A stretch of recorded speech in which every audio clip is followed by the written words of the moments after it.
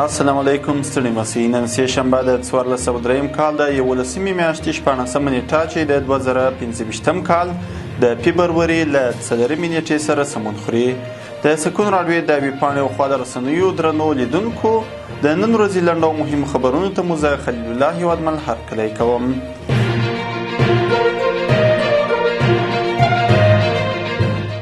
د افغانستان د برېښنا شرکت ویان حکمت الله میوندي پر خپل ایکس پاڼه لیکلي چې نن د هرات په 4 ولسوالیو کې د برېښنا کوټونو جوړولو عملي چارې پیل شوې دي. میوندي زیاته کړې چې دغه پروژې چې ټولیز لګښت یې 8.1 میلیون ډالر کیږي د شپږو میاشتو په اوږدو کې به چارې بشپړې شي. دغه پروژې د هرات ولایت په چشت شریف، اوبې، پښتون زرغون او کروخ ولسوالیو کې پلي کیږي.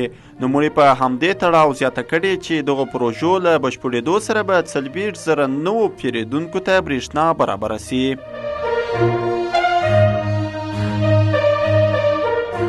د پنجشیر د کانونو پټرولیم ریاست مسؤلینو نن د دغه ولایت له کانونو تازه استخراج شوو زمرودو د پلور خبر ورکړی دی.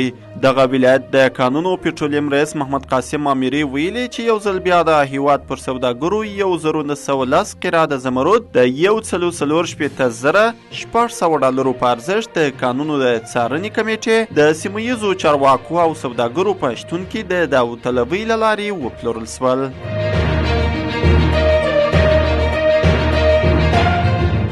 د فاریاب ولایت د کلي او بیارغونې او پراختیا ریاست له لورې د دغه ولایت د قیصار ولسوالۍ څخه تر شاخ کلي پورې د نړیوال بانک په مالي ملاتړ د 22 میلیون افغانیو په لګښت د 22 کیلومتره په اوږدوالي او 8 متره سور سره د نښلونکي سړک د بیارغونې چارې پیل شوي. په یاده پروژه کې لسګونه کسانو ته د کار زمینه برابره او په بشپړېدو سره به د نوموړې ولسوالۍ 2 کیلومتره اوسېدونکو ترانسپورټي ستونزې هوارې شي. د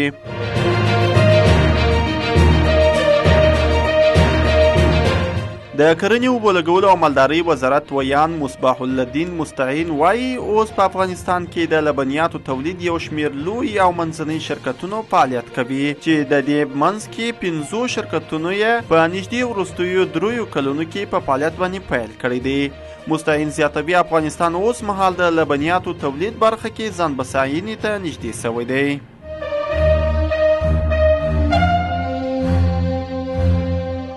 وروسته له هغې چې امریکا ولسمشر ډونالډ ټرمپ د چین پر وارداتو تعرفه ولګول، چین بیرته د امریکا پر توکو ګمرکي محصول ولګاوه.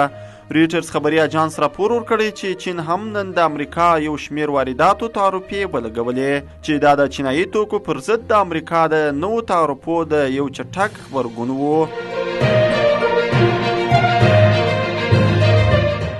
دا و د نن ورځې لنډ او مهم خبرونه چې تاسې واورېدل. تر بیا د الله په امان.